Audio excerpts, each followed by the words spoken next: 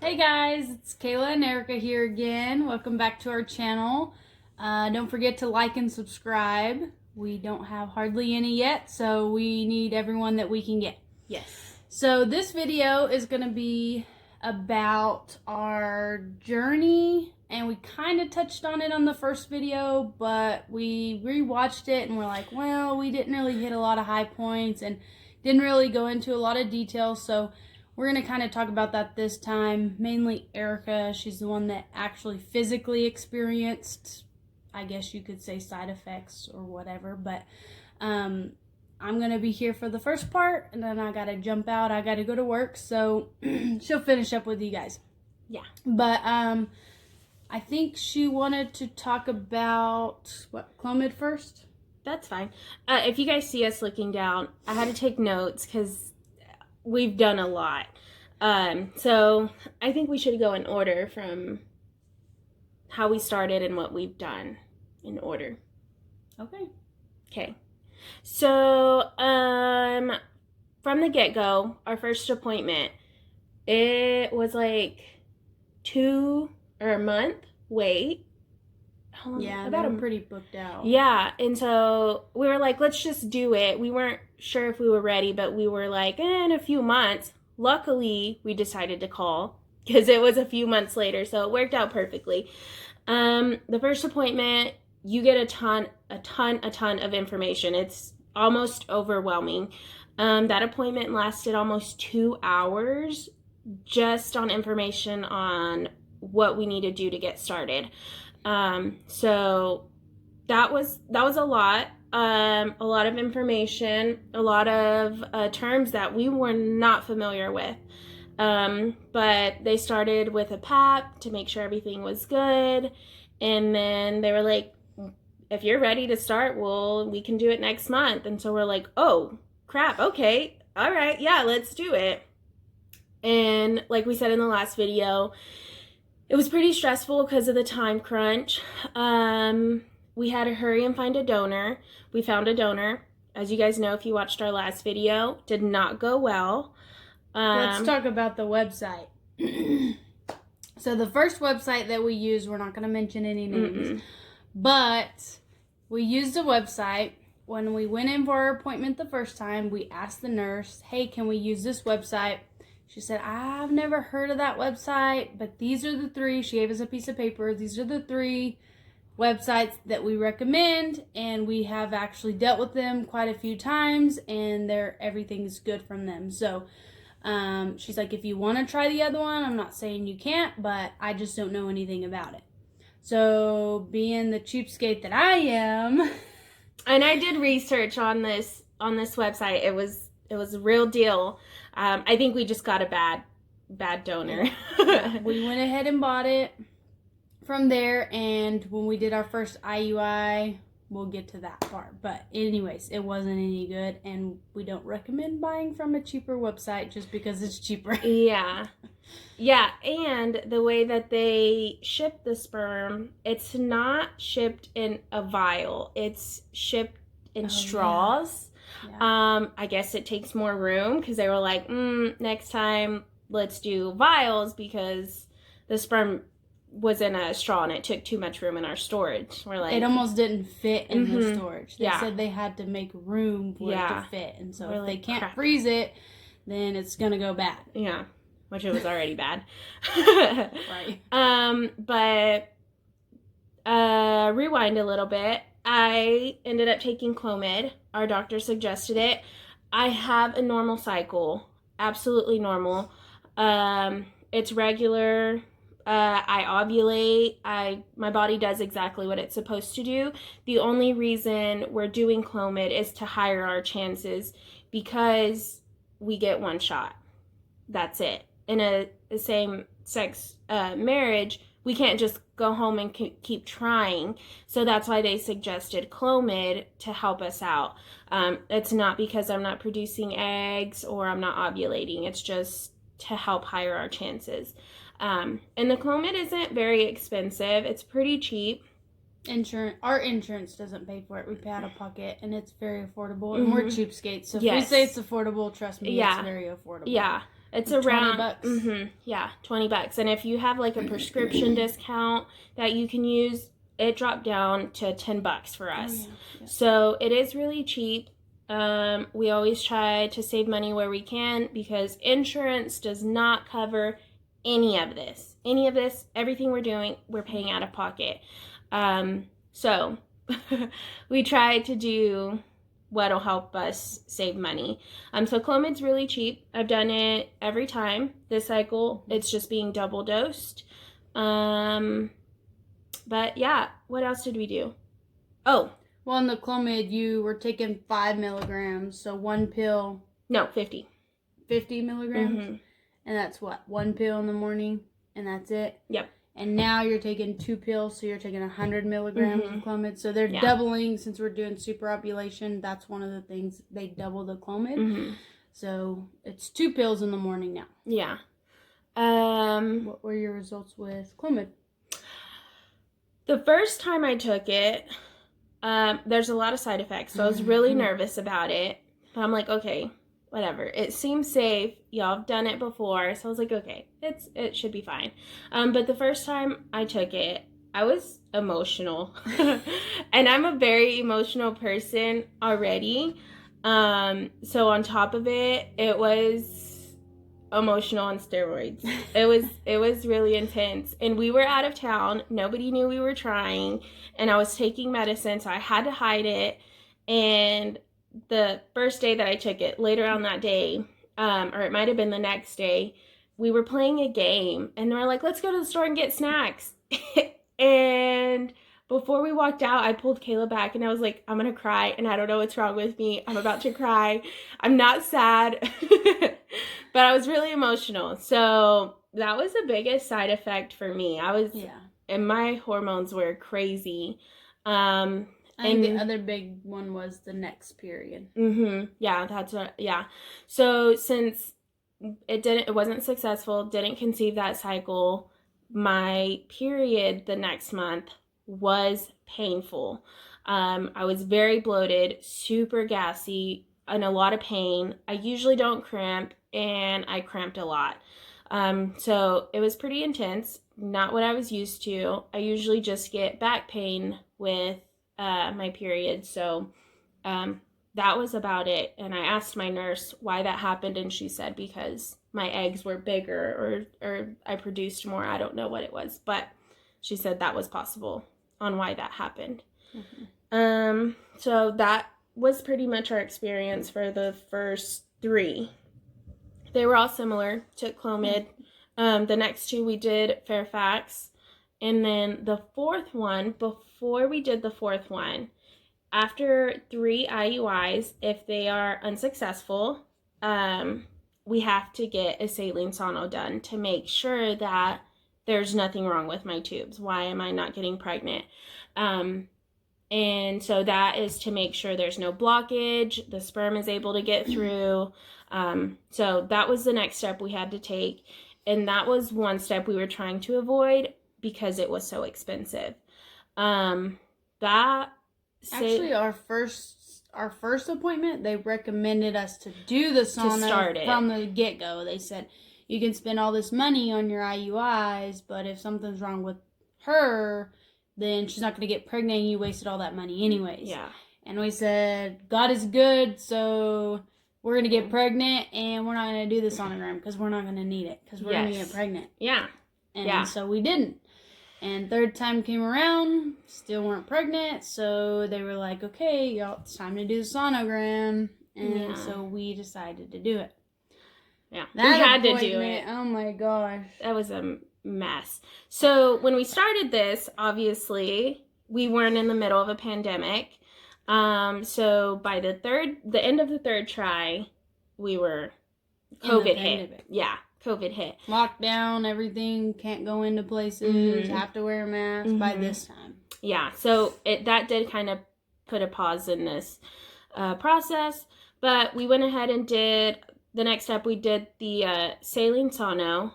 And Kayla took off. We went in, and they weren't letting anybody back but the patient. So I was mad. I took off work to be there, and they wouldn't let me go in. Yeah, and I was upset because I was really nervous about it.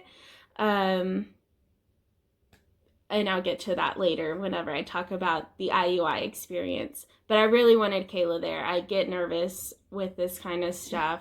So I was upset because I had to go alone. But I did it anyways. We made the appointment. We went ahead and did it.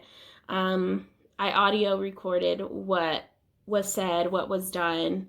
A lot of tears. Against the rules. It was against the rules. But it's fine. It's fine. But she did it because I wanted to be there. Yeah, and I feel like they should have let us.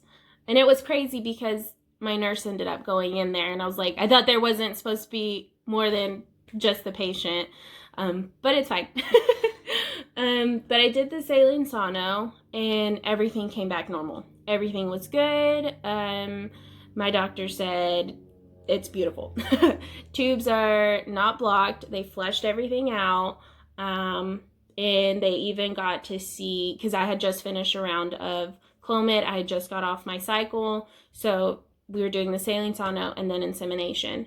And so they seen a really big follicle. They said it looks good. Everything looked good. And we were pretty much ready to inseminate. But we had to wait until we got a positive ovulation test. So once we did that, we did the IUI. And we thought that one was going to work. We did. All the videos and everything, they were like, oh, if you get the saline sonogram, it flushes your tubes and the sperm can swim through easy. And so we thought, okay, this is going to be our chance. We spent all this money on the sonogram. Mm-hmm. Are we going to say how much that was? Yeah. It was $1,100. Yeah, a little over $1,000. Just for that.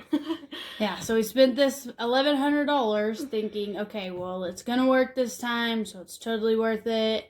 And then we still didn't get pregnant. It was very disappointing because even our doctor said that after flushing your tubes, the sperm should get to it. And this was the donor that we loved. That looked like yeah, we were super excited about it.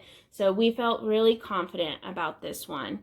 And it still was unsuccessful. So, and after the thaw, the lab tech said that they were good swimmers. Mm-hmm. They were all motile. They were all progressing forward, which means they're swimming forward, which means the likelihood that they'll get to the egg is pretty high.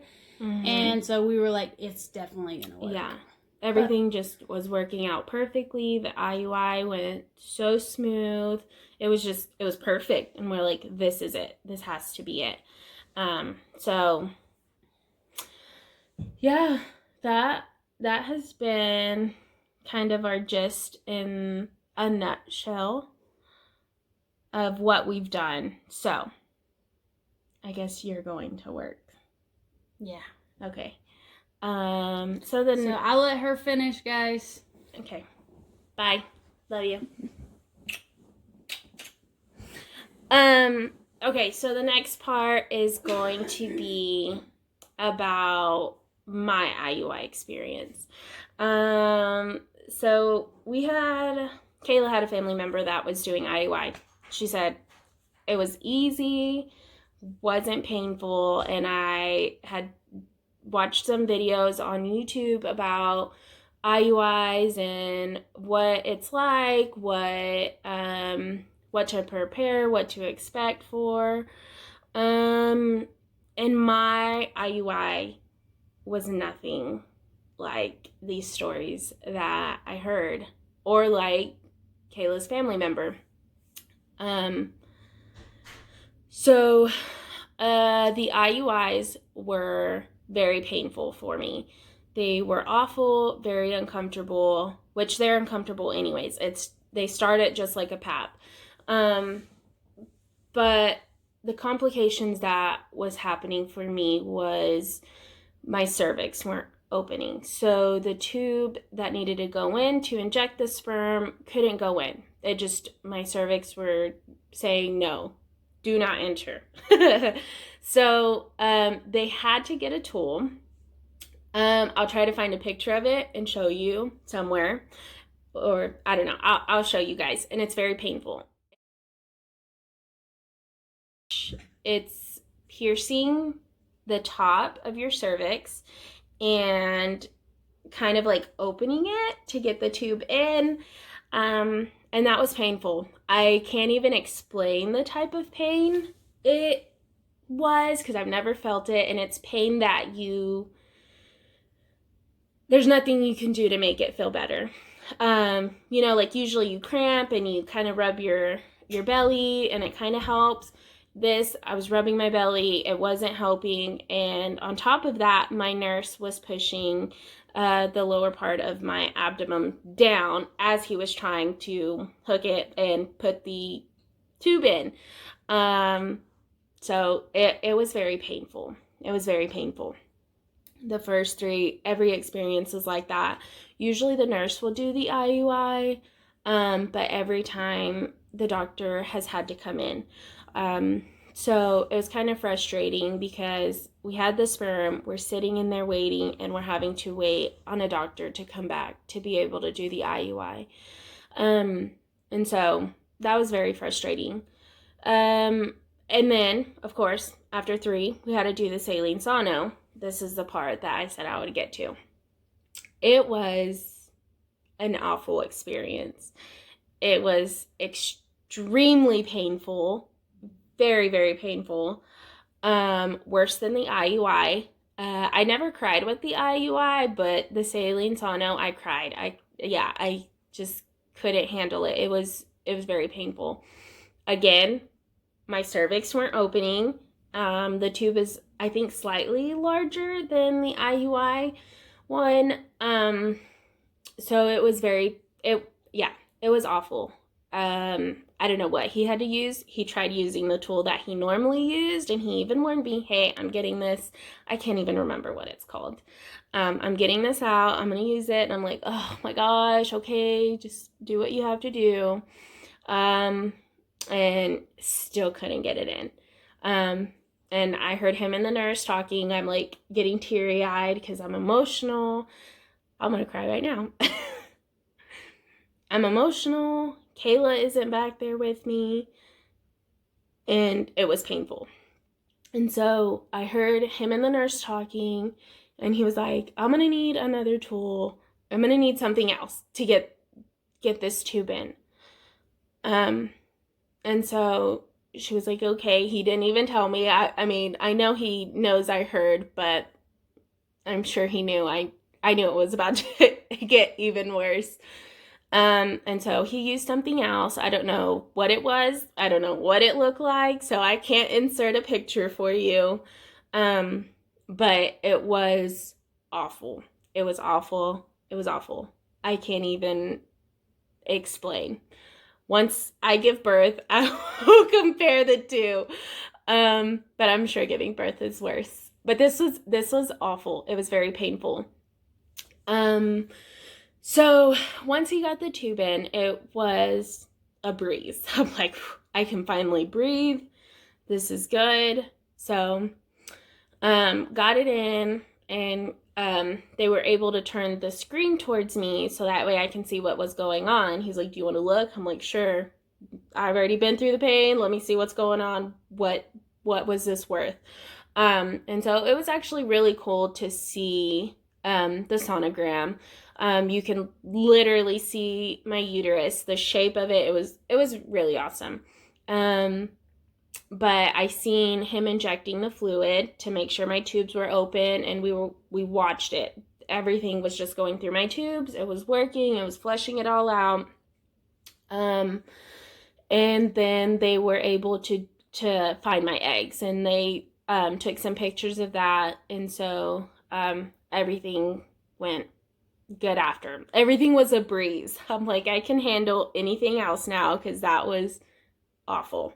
I'm like, I can do the IUI now. That's fine. So after that saline sono, I did the 4th IUI. My nurse was like, I'm just going to go ahead and try because the doctor's busy right now. And I was like, okay, it's fine. And so, like they said, you usually get pregnant easier after a saline sono because everything's flushed. The IUI should go smoother, so that's what I was expecting. So my nurse was going to go ahead and try it. She went ahead and tried it. got it in so easy. And I was like, I don't feel anything. Like, is this what everybody was talking about? And so that's why we were saying everything went perfect. The IUI was amazing. My nurse did it. It was quick. I got to lay there. Wasn't painful at all. It was great. So we thought that was going to be it. So that was my IUI experience. I hope I didn't scare anybody, but I really did want to make this video because I didn't see an IUI experience that wasn't like mine. All of them were pleasant, peaceful, easy. And mine wasn't. It was awful, and I hated it. And so the fourth IUI, I was like, if all of them are like this, I can do this any day. This is fine. So we're hoping with this IUI, this fifth one, that he doesn't have to use the tool, and it's as easy as it was the fourth time. So, I think this time I did read, and I seen a couple of videos that if you have a full bladder, that it's easier. And every IUI, I've always been asked, you got to use restroom. Do you want to go use restroom first? And so it was very interesting to see those videos because I'm like, they always ask me if I need to empty my bladder. So this time, I'm not going to have a full bladder to where I'm going to pee on the doctor. I'm just going to have it full enough. Maybe that will help the tube go in my cervix. So I'm hoping that'll help. Another thing that we're doing different is acupuncture. I've seen a lot of videos of lesbians doing acupuncture to make sure that the IUI is successful. No, it is not scientifically proven, but a lot of success stories on it. So we're going to try that this time. Hopefully it works. We're doing a lot this time. I've done a lot every other time too. That was another hard thing. It felt like I was defeated. I've done everything I possibly could. The first time we tried, I started eating healthy, started working out, I stopped drinking, everything. No alcohol, no junk food. I was fully healthy. Was unsuccessful. Second time, I'm like, okay, I'm not going to be as strict on myself. I'm going to, let me be me and enjoy this process. Still was unsuccessful. And so I feel like I have done everything, and it feels like I'm defeated every time we get a negative pregnancy test. But we're going to keep trucking along, and hopefully we'll get a positive this time. I feel really good about this one. We're doing a lot of stuff that we wanted to do, and like acupuncture was one thing we wanted to do last time, and we didn't. We did at home, what is it called? Like at home infertility massages. So we did that, but we're going to do acupuncture, and we're doing that, follistim, and the trigger shot, and then doubling the doses on Clomid. So I feel like our chances are very high. I feel really good about it. I feel really positive. So I'm hoping and praying that this is the one. So yeah, if you guys have any questions, let me know. I hope that I gave you guys better information. But if you guys have any questions, leave it in the comments. Any questions at all, let me know. I want to help as many people as I can with the information that I've gathered and the stuff that I've already done and been through. But hopefully our next video is our follistim injection. So we'll also post the day we got the shots and the Clomid in that video as well. So I'm pretty excited. I hope you guys are excited too. So subscribe if you haven't already. And thank you for clicking on our video. I hope you like it. But until next time, guys. Bye.